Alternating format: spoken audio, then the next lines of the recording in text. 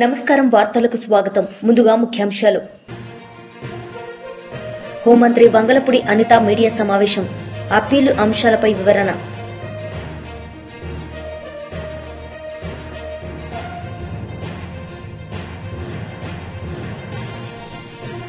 BRS party leader media సమావేశం. Appeal అంశాలపై వివరణ. బీఆర్ఎస్ పార్టీ లీడర్ మీడియా సమావేశం నిర్వహించారు. ఈ సందర్భంగా ఆయన మాట్లాడారు. మీద రాయబడినటువంటి నినాదం అంటే తెలంగాణకు నీటి విషయంలో జరిగినటువంటి అన్యాయం ఘోరాతి ఘోరమైనది కాబట్టి తెలంగాణకు దక్కాల్సినటువంటి నీళ్లలో అన్యాయం జరిగింది కాబట్టి ఆ స్లోగన్ ఎత్తుకొని మేము దాదాపు ఒక నెల రోజుల పాటు గ్రామాన ప్రజల్ని చైతన్యపరిచేటువంటి కార్యక్రమాన్ని తీసుకోవడం జరిగింది. అసలు బీఆర్ఎస్ పార్టీ ఆవిర్భవించిందే తెలంగాణ హక్కుల పరిరక్షణ కోసం, తెలంగాణకు జరుగుతున్నటువంటి అన్యాయాన్ని ఎదిరించడం కోసం. ఎవరి నిర్వాహకం వల్ల తెలంగాణ సర్వనాశనమైంది, ఎవరు తెలంగాణ ప్రజాభీష్టానికి వ్యతిరేకంగా ఆ రోజు వద్దు కలపకూడదు, కలిపితే మాకు అనేక రకాలైనటువంటి అన్యాయం, మోసం, ద్రోహం జరుగుతుంది అనేటువంటి మాట మాట్లాడినటువంటి వాళ్ళను, ఉద్యమకారులను ఎవరు అణిచివేసిందో కూడా కాంగ్రెస్ పార్టీ జవాబు చెప్పాలి. కాంగ్రెస్ తెలంగాణను అక్రమంగా కలిపి అనేక దుర్మార్గాలు చేసినటువంటి పరంపరలో 1969లో మొదటిసారి ఉద్యమం ఉవ్వెత్తున ఎగిసిపడితే వందలాది మందిని కాల్చి చంపినటువంటి చరిత్ర కాంగ్రెస్ పార్టీది, కాంగ్రెస్ చేసినటువంటి ద్రోహానిది. మరి అటువంటి కాంగ్రెస్ పార్టీ ముఖ్యమంత్రి అయినటువంటి రేవంత్ రెడ్డి వాళ్ళ తప్పులు ఇతరుల మీద నెట్టివేసేటువంటి ప్రయత్నం చేస్తూ ఉరిదీయాలన్నట. ఎవరిని ఉరిదీయాలి? తెలంగాణకు ద్రోహం చేసిన వాళ్ళనా, వద్దంటే కలిపిన వాళ్ళనా, తెలంగాణను సర్వనాశనం చేసిన వాళ్ళనా, తెలంగాణ రాష్ట్రం ఇవ్వమంటే వందలాది మందిని కాల్చి చంపిన వాళ్ళనా, తెలంగాణ ఇస్తామని ప్రకటించి యూటర్న్ తీసుకొని మళ్ళీ అనేక వందల మంది చనిపోవడానికి కారకులైనటువంటి వాళ్ళనా?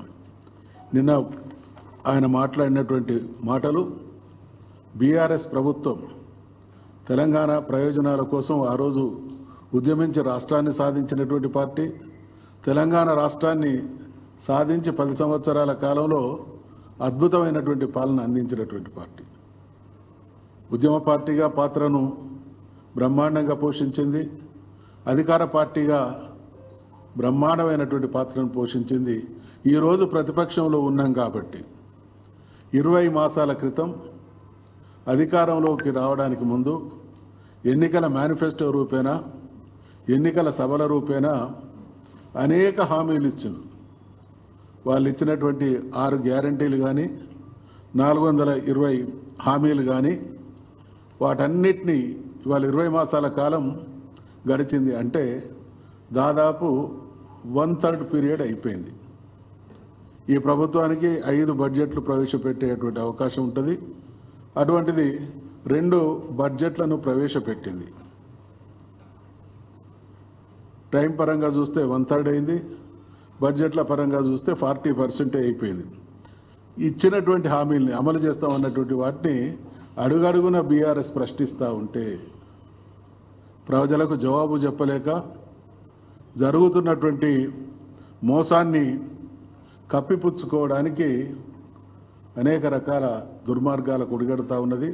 చట్ట వ్యతిరేకంగా కార్యక్రమాల ద్వారా ఒక భయానకమైనటువంటి వాతావరణాన్ని సృష్టించేటువంటి ప్రయత్నం చేస్తూ ఉన్నది.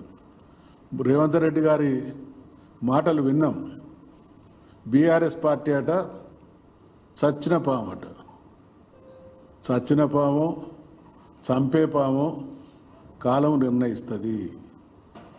ఇవాళ కాదు, 25 సంవత్సరాల క్రితం బీఆర్ఎస్ పార్టీని పెట్టినటువంటి తొలినాళ్లలో ఆనాడు తిరుగులేని నాయకులుగా ఉన్నామని అనుకున్నటువంటి చంద్రబాబు నాయుడు గారు కూడా ఇదే రకంగా మాట్లాడిండు. ఇది మకలో పుట్టినటువంటి పార్టీ పుబ్బలో మాయమవుతుంది అన్నారు. తదనంతర పరిణామాల్లో ఎవరు మాయమైనలో చరిత్ర కాలం నిర్ణయించింది. అదే రకంగా ఇంకొక పెద్ద మనిషి ముఖ్యమంత్రిగా ఉండి పట్టుమని 10 సీట్లు గెలవలేదు, తలకాయ ఎక్కడ పెట్టుకుంటారు అని అన్నారు. ఆయన ఏమైందో చూసినాం. తెలంగాణ ప్రజల ఆకాంక్షలకు, ఆవేదనకు, తెలంగాణ ప్రజల ఆత్మగౌరవానికి ప్రతీక అయినటువంటి ఈ పార్టీ తెలంగాణ ప్రజలున్నంత వరకు, జాతి ఉన్నంత వరకు తెలంగాణ ప్రజల కోసం కొట్లాడుతూనే ఉంటుంది, బతికే ఉంటుంది. ఇవాళ సత్యనపాం అంటున్నావు కదా, రేవంత్ రెడ్డికి మేము సవాల్ విసురుతా ఉన్నాం. అయ్యా, మా పార్టీకి సంబంధించినటువంటి ఎమ్మెల్యేలను లాక్కున్నావు కదా, నీ ప్రభుత్వంలో పదవులు ఇచ్చినావు కదా, నీకు దమ్ముంటే ఇది సచ్చిన పామో, బతికిన పామో, చంపే పామో. రాష్ట్ర ప్రధాన కార్యదర్శి సతీష్ కుమార్ రెడ్డి మీడియా సమావేశం నిర్వహించారు. ఈ సందర్భంగా ఆయన మాట్లాడారు. అంగీభావం కలిపేదానికి ఆడికి వస్తున్నారు. ఒక రకమైనటువంటి కసితో మీరు చేసేటువంటి ద్రోహం, మీరు చేసేటువంటి మోసం ఈరోజు కసిగా ప్రజలు మీకు వ్యతిరేకంగా చూపించేదానికోసం జగన్మోహన్ రెడ్డి గారి పర్యటనకు హాజరవుతున్నారు. అది గమనించకుండా అసలు నిన్న జనం వస్తే ఒక ఫ్లెక్సీ, ఆయన ఎవరో ఒక అబ్బాయి రవితేజ అనేటువంటి అబ్బాయి ఒక ఫ్లెక్సీ పెట్టుకుంటే దాని గురించి నానాయాగి చేస్తున్నారు. అసలు ఈ రవితేజ అనేటువంటి వ్యక్తి ఎవరు? ఈ అబ్బాయికి తెలుగుదేశం పార్టీ సభ్యత్వం ఉందా లేదా మీరు ఆలోచన చేయండి. సభ్యత్వంతో సహా మేము చూపించాం పలానా సభ్యత్వం ఉందని చెప్పి. ఒకటి తెలుగుదేశం పార్టీ నాయకులు గుర్తుపెట్టుకోవాల్సింది, ఈ యొక్క ఫ్లెక్సీ ఆ రోజు ప్రదర్శించడం వల్ల మీరు ఆ వ్యక్తిని ఆడికి పంపించి ఒక కన్ఫ్యూషన్ క్రియేట్ చేయడానికన్నా పంపించిండాలా, లేదంటే నిజంగా ఆ అబ్బాయికి మీరు చేసేటువంటి మోసం, మీరు చేసేటువంటి దగా నచ్చక మీ మీద వ్యతిరేకత ఉన్న ఆ ఫ్లెక్సీ పట్టుకొని ఉండాలి. ఆ రెండు తప్పితే వేరే కారణాలు ఏముంటాయి? అతను మీ పార్టీ వ్యక్తి. మీ పార్టీ వ్యక్తి జగన్మోహన్ రెడ్డి ఫ్లెక్సీ పెట్టుకొని రఫా రఫా నరకాలని చెప్పేటువంటి ఒక స్లోగన్ పెట్టి ఆడ ప్రదర్శించాలంటే రెండే కారణాలు ఉండాల. ఒకటి, మీరు అతన్ని ఒక కోవటిగాడికి పంపించి ఈ రకంగా దుష్ప్రచారం చేసేదానికి వాడుకోవాలన్నా పంపించిండాలా, లేకుండా ఉంటే ఆ వ్యక్తికి నిజంగా మీరు చేసేటువంటి ద్రోహము, మీరు చేసేటువంటి అభివృద్ధి, మీరు ఇచ్చేటువంటి ఎక్స్పెక్టేషన్స్ కు రీచ్ కాకపోవడం వల్ల మీ మీద కసి పెరిగన్నా ఆ రకంగా చేసిండాలా. దానికి మీరు జవాబు చెప్పాల్సింది పోయి ఆ కల్చర్ మాదని చెప్పి మాట్లాడుతున్నారు. ఈసారి ఒకసారి ఆలోచన చేయి. ఈరోజు కారు కింద పడి సింగయ్య జరిగినటువంటి విషయాన్ని ఇంత రాజకీయం చేయాల్సినటువంటి అవసరం ఉందా? ఒకసారి గుర్తుపెట్టుకోండి. చంద్రబాబు నాయుడు గారు, లోకేష్ గారు, మీకు చెప్తున్నా, మీ బామర్ది నందమూరి బాలకృష్ణ గారి ఇంట్లో రాజశేఖర రెడ్డి గారు ముఖ్యమంత్రి ఉండేటప్పుడు ఒక పిస్టల్ తీసుకొని బెల్లంకొండ సురేష్ అనేటువంటి ఒక నిర్మాత మీద ఫైరింగ్ జరిగింది. ఫైరింగ్ జరిగితే ఆ మనిషి, ఆ సురేష్ దాదాపు ఒక నెల 2 నెలలు హాస్పిటల్ ఉండి రికవర్ అయినారు. ఆ రోజు రాజశేఖర రెడ్డి గారు ముఖ్యమంత్రి. ఎన్టీ రామారావు గారి కుమారుడు, ఆయన ఇంట్లో ఏదైనా జరిగితే బాగుండదని చెప్పి ప్రతిపక్ష పార్టీలో ఉన్న ఆ రోజు రాజశేఖర రెడ్డి గారు ప్రవర్తించినటువంటి తీరును ఒకసారి మీరు గుర్తు తెచ్చుకోవాల్సిందిగా నేను కోరుకుంటున్నాను. అది సభ్యత అంటే. అది ఒక ప్రతిపక్షంలో ఉన్నా కూడా ఒక మంచి కుటుంబము, పాప రామారావు వారసులు, ఎన్టీ రామారావు లాంటి వ్యక్తి ఆయన కొడుకు ఇట్లా జరిగితే బాగుండదని చెప్పి ఆ రోజు రాజశేఖర రెడ్డి గారు వ్యవహరించినటువంటి తీరును ఒకసారి గుర్తుపెట్టుకో. మీరు ఏందయ్యా మీరు రోజు చేసేటువంటి పరిస్థితి? ఎక్కడ పడితే ఎక్కడ, ఏ అవకాశం దొరికితే ఆ అవకాశం, ప్రతి నిమిషము మీ చౌకబారు రాజకీయాల కోసం, మీ చిల్లర రాజకీయాల కోసం జగన్మోహన్ రెడ్డిని బద్నాం చేయాలనేది ధ్యేయంగా పెట్టుకుని చేస్తున్నారు. పైపెచ్చు మీరు చేసేటువంటి రాజకీయాలన్నీ తిరిగి జగన్మోహన్ రెడ్డి యొక్క కల్చరు, జగన్మోహన్ రెడ్డి యొక్క ప్రవర్తన సరిగా లేదని చెప్పి ప్రజలకు చెప్పేటువంటి పరిస్థితులు మీరు పోతా ఉంటారు. నేను ఒకటి అడుగుతున్నాను, అసలు ఈ చౌకబారు రాజకీయాలు ఎక్కడి నుంచి మొదలైనాయో ఒకసారి మనం ఆలోచన చేద్దాం. జగన్మోహన్ రెడ్డి గారిని జైల్లో పెట్టించేటువంటి కార్యక్రమంలో మొట్టమొదటి భాగస్వామి ఎవరు? ఈ కార్యక్రమం ఎప్పుడు మొదలైంది ఒకసారి ఆలోచన చేయవలసిందిగా ఈ రాష్ట్ర ప్రజలందరినీ కూడా కోరుకుంటున్నాను నేను. జగన్మోహన్ రెడ్డి గారు, రాజశేఖర రెడ్డి గారు చనిపోయిన తర్వాత జగన్మోహన్ రెడ్డి గారికి విపరీతమైనటువంటి ప్రజాదరణ ఉందని, తిరిగి నువ్వు ముఖ్యమంత్రి అయ్యేదానికి అవకాశం లేదు, నీ పార్టీకి అధికారంలోకి వచ్చేదానికి అవకాశం లేదని చెప్పి ఆయన నిరోధించేదానికి కాంగ్రెస్ పార్టీ నువ్వు కట్టి ఆయన మీద లేనిపోని ఆరోపణలన్నీ చేసి 16 నెలలు జైల్లో పెట్టేటువంటి చరిత్ర కాంగ్రెస్ పార్టీది, తెలుగుదేశం పార్టీది కాదా? చంద్రబాబు నాయుడు గారు మీరు చెప్పండి. ఎక్కడ కక్ష సాధింపు రాజకీయాలు ఎక్కడ మొదలయ్యాయి, ఎక్కడ బీజం పడింది అనే దానికి మీరు సమాధానం చెప్పండి. ఇది కరెక్టా కాదా మీరు చెప్పండి. జగన్మోహన్ రెడ్డి ఏం తప్పు చేశారని చెప్పి ఆ రోజు నువ్వు కూర్చొని ఇంత పుస్తకాలు రాసుకొని రాజా ఆఫ్ కరప్షన్, ఈ కరప్షన్, రాష్ట్రమంతా దోచిపోయింది, 1,00,000 కోట్ల కరప్షన్ అని చెప్పి ఆ రోజు కూర్చొని ఎక్కడికంటే అక్కడికి పోయి జగన్మోహన్ అరెస్ట్ చేశావే, అది కక్షపూరిత రాజకీయం కాదా అని చెప్పి నేను అడుగుతున్నాను. అక్కడ మొదలు కాలేదా? మరి ఈ రోజు సరే నువ్వు ఒకరి మీద కరప్షన్ ఛార్జెస్ వేసావు, నీ పరిస్థితి ఏంది, నీ కొడుకు పరిస్థితి ఏంది, నీ పార్టీ పరిస్థితి ఏంది ఒకసారి ఈ రోజు ఆలోచన చేయండి. ఎక్కడికి పోయినా కంపు కొడతా ఉంది, ఎక్కడికి పోయినా అవినీతితో. హోంమంత్రి వంగలపూడి అనిత మీడియా సమావేశం నిర్వహించారు. ఈ సందర్భంగా ఆమె మాట్లాడారు.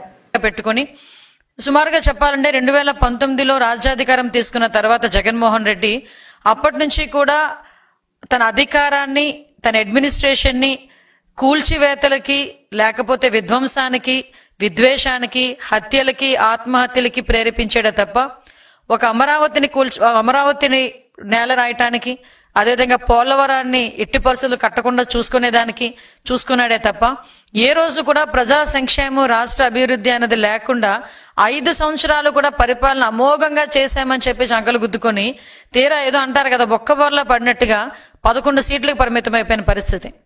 ఎందుకు ఈ మాట చెప్తున్నానంటే సుమారుగా ఈ 25వ తారీఖుని దేశంలోని ఎక్కడా కూడా ఏ ముఖ్యమంత్రి కూడా నాకు తెలిసి 8 కోట్ల వ్యయంతో కట్టిన ఒక ప్రజా వేదికని, అందులోని ఆ మార్నింగ్ అంతా కూడా ఒక కలెక్టర్ కాన్ఫరెన్స్ పెట్టి, కలెక్టర్ కాన్ఫరెన్స్ అలాంటి కార్యక్రమాలు 2014 నుంచి 19 టైంలో ఎన్నో జరిగిన కార్యక్రమాలు. ఈయన అధికారంలోకి వచ్చిన తర్వాత కలెక్టర్ కాన్ఫరెన్స్ పెట్టి ఆ తర్వాత బయటకు వచ్చి ఒక పైశాచిక ఆనందంతో ఆ ప్రజావేదికని కూల్చి చేస్తా ఉంటే ఒక రకమైన సైకో ఆనందాన్ని పొందిన వ్యక్తి ఎవరైనా ఉన్నారంటే ఇప్పటి పులివెందుల ఎమ్మెల్యే గారు మన జగన్మోహన్ రెడ్డి గారిని ఒక ఉదాహరణగా తీసుకోవచ్చు.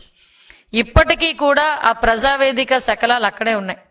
అంటే విషయం ఏంటంటే ఎందుకు ఈ మాట నేను పర్టికులర్ గా చెప్తున్నానంటే, ఈ రోజు బయటకు వచ్చి విధ్వంసాలను మళ్ళా తిరిగి రెచ్చగొట్టాలని వాళ్ళ వైసీపీ మూకలతో బయటకు వచ్చి ఒక రకమైన విధ్వంసమైన వాతావరణాన్ని, ఒక హింసా వాతావరణాన్ని ప్రేరేపించడానికి రెడీ అవుతున్నాడు.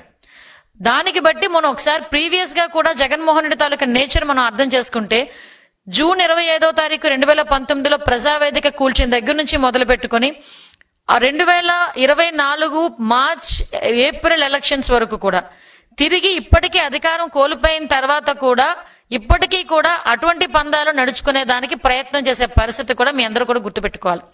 సుమారుగా మనం చూసుకుంటే అధికారం చేతిలోకి వచ్చిన తర్వాత ఎంత దారుణం అంటే అన్నా క్యాంటీన్లు 5 రూపాయలకి అన్నం పెట్టే అన్నా క్యాంటీన్లకి కూడా నిర్వీర్యం చేసేసి అన్నా క్యాంటీన్లన్నీ మూసేశాడు. మేము ఆ రోజు నెత్తి నోరు పెట్టుకున్నాం, అన్నా క్యాంటీన్లు అన్న పేరు గనక నీకు నచ్చకపోతే రాజన్నా క్యాంటీన్ అని పెట్టుకోవయ్యా, అంతేగాని పేదవాడి చేతి దగ్గర కూడు మాత్రం కొట్టొద్దు అని చెప్తే ఆ రోజు కూడా ఏమీ అంటే జాలి కనికరం ఏమీ లేకుండా ఆ అన్నా క్యాంటీన్లు మూసేశాడు. అదేవిధంగా ఎక్కడైనా సిమెంట్ రోడ్లు వేసిన పరిస్థితి ఎక్కడైనా కనిపించిందా? పోలవరాన్ని తీసుకెళ్లి మూలన కూర్చోబెట్టాడు. అమరావతిని తీసుకెళ్లి 3 రాజధానుల పేరిట అమరావతిలో ఏ కట్టడం కూడా జరగకుండా అమరావతిని సాక్షాత్తు వాళ్లే ఒక శ్మశానంతో పోల్చిన పరిస్థితిని కూడా ఈరోజు గుర్తుపెట్టుకోవచ్చు.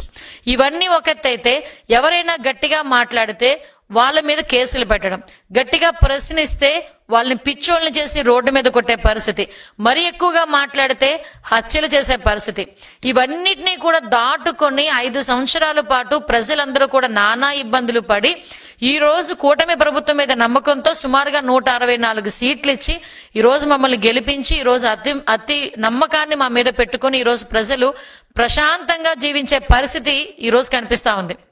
మీకు ఇందుకే చెప్పాలంటే మనం ఆలోచించుకుంటే ప్రజావేదిక గురించి మనం చేసుకుంటే 1.5 గంటల పాటు కలెక్టర్ కాన్ఫరెన్స్ పెట్టాడండి. కలెక్టర్ కాన్ఫరెన్స్ కూడా ఇప్పుడు సాధారణంగా ఏదో అంటారు కదా, బలిచ్చే ముందు ఒక రకమైన పూజ చేసినట్టుగా ఆ ప్రజావేదిక కూల్చేదానికి 1.5 గంటల ముందు ఒక కలెక్టర్ కాన్ఫరెన్స్ నిర్వహించి ఎవరికి తెలియకుండా బయటకు వచ్చిన వెంటనే జేసీబీలు పెట్టి ప్రజావేదిక కూల్చాడు. అంటే మీరు అతని తాలూకా నైజం అర్థం చేసుకోవచ్చు. నేను ప్రతిసారి అతని తాలూకా నైజం అర్థం చేసుకోండి అని చెప్తూ ఉంటాను. అతని తాలూకా సైకో నైజం అర్థం చేసుకోవచ్చు. తర్వాత అమరావతి దగ్గర assembly BJP leader Reddy media సమావేశం నిర్వహించారు. ఈ సందర్భంగా ఆయన మాట్లాడారు. రెండోసారి ప్రధానమంత్రి అయిన తర్వాత కూడా పదవీ వ్యామోహంతో ఈ యొక్క ప్రతిపక్షాలను అంతమొందించాలని చెప్పి ఒక డిక్టేటర్షిప్ విధానంలో ఆ రోజు విధించిన ఈ యొక్క ఎమర్జెన్సీ విధి విధానాలను ఈ యొక్క తరం వారికి మొత్తం చెప్పాలని చెప్పి కేంద్ర పార్టీ నుంచి రాష్ట్ర పార్టీ వరకు ప్రతి ఒక్కరు కూడా ప్రతి ఒక్క జిల్లాకి వెళ్ళి ఒక రౌండ్ టేబుల్ కాన్ఫరెన్స్, ఆ తర్వాత ప్రెస్ కాన్ఫరెన్స్లో పెట్టి కాంగ్రెస్ పార్టీకి అధికారం వస్తే ఏ విధంగా తుంగలో తొక్కుతుంది, ఈ యొక్క ఎమర్జెన్సీ విధి విధానాలను ఏ విధంగా మరి గుప్పిట్లో పెట్టుకొని రాజ్యాంగాన్ని, పత్రికా స్వేచ్ఛను, ఇటు ప్రభుత్వాన్ని, ఇటు ప్రజా వ్యతిరేక అంటే దినాలను ప్రతిపక్షాలను అందరిని కూడా చేతుల్లో పెట్టుకొని తాను ఉన్నంతకాలం తాను తన కుటుంబం మరి అధికారంలో ఉండాలని చెప్పి ఆ విధంగా ముందుకు పోయిన సందర్భాలు కూడా చూస్తున్నాం. మీసా చట్టం వాట్ల కింద అసలు ఎవరు మాట్లాడాల్సిన ఎవరైనా మాట్లాడినా కూడా వారిని జైల్లో తీసుకుపోయిన సందర్భాలు కూడా చూసినాం మనం. వారిలో జయప్రకాష్ నారాయణ గారు, ఎల్కే అద్వానీ గారు, అటల్ బిహారీ వాజ్పేయి గారు, అలాగే మురళీ మనోహర్ జోషి గారు, రాజ్నాథ్ సింగ్ గారు, ఇలా చెప్తూ పోతే ప్రతిపక్షాల నాయకులందరినీ కూడా చిత్రహింసలు పెట్టి జైల్లో పెట్టి కనీసం సౌకర్యాలు లేకుండా, ఫ్యాన్ కానీ నీళ్లు కానీ అటువంటి సౌకర్యాలు లేకుండా చాలా ఇబ్బంది గురి చేసిన సందర్భాలు మనందరం కూడా ఈసారి గుర్తు చేసుకోవాల్సిన అవసరం ఉంది. తెలంగాణ రాష్ట్రం నుంచి బండా దత్తాత్రేయ గారు, వెంకయ్యనాయుడు గారిని, అలాగే జూపూడి యజ్ఞనారాయణ, జంగారెడ్డి గారిని, ఇంద్రసేన్ రెడ్డి గారిని, పివి చలపతిరావు గారిని, ఇటువంటి వాళ్ళని కూడా ఇంకా అనేక మంది సామాన్య కార్యకర్తల దగ్గర నుంచి నాయకులను కూడా ప్రతి రాష్ట్రంలో ప్రతిపక్షాలు ఎవరున్నా కూడా వారు మాట్లాడొద్దు, మాట్లాడితే మీకు మీసా చట్టం వర్తిస్తుందని చెప్పి జైల్లో పెట్టిన అనేకమైన అంశాలు ఈరోజు ఎగ్జిబిషన్ ద్వారా, సోషల్ మీడియా ద్వారా, మరి మీడియా ద్వారా అందరికీ ఈరోజు భారతీయ జనతా పార్టీ చెప్పుకుంటున్న సందర్భాలు కూడా మనం చూస్తున్నాం. కాంగ్రెస్ పార్టీలో అనేక మంది పెద్ద నాయకులు, కమలాపతి త్రిపాఠి గారు, ఎన్డి తివారీ గారు, ఇటువంటి నాయకులు మన రాష్ట్రం నుంచి శ్రీ పివి నరసింహారావు గారు, జలగం వెంగళరావు గారు, చెన్నారెడ్డి గారు, ఇంకా నీలం సంజీవ్ రెడ్డి గారు, ఇటువంటి నాయకుల సలహాలు కూడా తీసుకోకుండా ఈ ఎమర్జెన్సీల విధి విధానాలను కనుక రూపొందిస్తే మన దేశ భవిష్యత్తు, పత్రికా స్వేచ్ఛ, మన రాజ్యాంగాన్ని తుంగలో తొక్కుతున్నామని చెప్తే వారి మాటలు కూడా పక్కన పెట్టి ఎమర్జెన్సీ విధించిన సందర్భాలు ఈరోజు చాలా బాధాకరమైన విషయం. ఒక చిన్న ఉదాహరణ చెప్తే చాలా బాధేస్తుంది. రాజ్నాథ్ సింగ్ గారు ఆ రోజు జైల్లో ఉన్నప్పుడు వారి తల్లి మరి అంత్యక్రియలు పోవాలంటే కూడా కనీసం పర్మిషన్ కూడా ఇవ్వలేదు. ఇది రాజ్నాథ్ సింగ్ గారు పదే పదే చెప్పిన సందర్భాలు కూడా చూస్తున్నాం. చాలా బాధేస్తున్నారు. ఇటువంటిది 20 అంటే ఆల్మోస్ట్ ఒక 21 months ఈ దేశంలో ఎటువంటి స్వేచ్ఛ లేకుండా, ఎటువంటి ప్రజల సమస్యలను కూడా మొత్తం పక్కన పెట్టి కేవలం ఏకైక లక్ష్యం తన అధికారంలో ఉండాలని చెప్పి ప్రతి అసమ్మతి ఏదైతే ఉందో వారి మొత్తం ఏంటంటే గొంతు నొక్కి ఒక భావజాలాన్ని, జాతీయ వ్యతిరేక భావజాలాన్ని ముద్ర వేసిన ఇందిరాగాంధీ కాంగ్రెస్ పార్టీ ఈరోజు ఏం సమాధానం చెప్తుంది? ముఖ్యంగా కాంగ్రెస్ పార్టీ రాహుల్ గాంధీ గారు. ఆ సమయంలో నరేంద్ర మోదీ గారు ఒక సామాన్య కార్యకర్త. వారిలాగా అనేక మంది, లక్షలాది మంది కార్యకర్తలు జనసంఘ్లో, అటు ఏబీవీపీలో, ఇటు ఆర్ఎస్ఎస్లో, ఇటు భారతీయ జనతా పార్టీలో, అంటే ఇటువంటి ఏంటంటే పార్టీలో రాత్రికి రాత్రి అనేకమైన కరపత్రాలు తీసుకొచ్చి గల్లీ దగ్గర నుంచి ప్రతి ఏంటంటే గ్రామంలో వాళ్ళకి ఎంత అందుబాటులో ఉన్న వాళ్ళందరూ కూడా. వార్తలు ముగించే ముందు ముఖ్యాంశాలు మరోసారి. హోంమంత్రి వంగలపూడి అనిత మీడియా సమావేశం. అప్పీలు అంశాలపై వివరణ.